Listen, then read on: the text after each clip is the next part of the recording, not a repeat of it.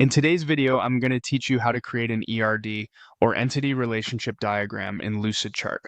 This can be an immensely useful tool for visualizing and structuring your database designs. Now, let's dive right into it. First things first, you'll want to navigate to the Lucidchart homepage. You can do this by opening your browser and typing in Lucidchart's URL, or simply following the link from your bookmarks if you've saved it before. Once you're in, look towards the top of the homepage for the New button. It's your starting point for any creative project on Lucidchart, and it's here where the journey of creating your ERD begins. Clicking on New will present you with a drop-down menu. From this menu, you need to select Lucidchart. This application within Lucid software is specifically designed to help you draw all kinds of diagrams, including our focus for today, the ERD. When you click on Lucidchart, you'll see an option to create from template. Templates can be a real game changer. They provide a host of pre-designed elements that you can modify according to your particular needs. Clicking this option will showcase a variety of templates available for you to play around with. Next, look for the Popular section.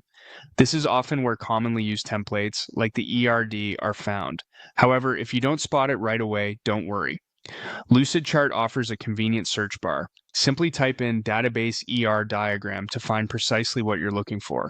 Once you locate the database ER diagram, click on it. This will bring up a preview, providing you with a sense of what you can expect from the template. Now, go ahead and select Use Template.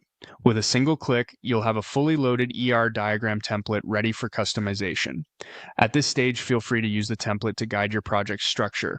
These templates are excellent starting points, which can really speed up your workflow. Customizing these diagrams is where you can really make it your own. Add your specific entities and relationships that are pertinent to your project.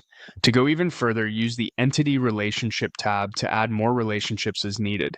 This is the part where you can make your ERD reflect your exact database model by dragging and dropping elements.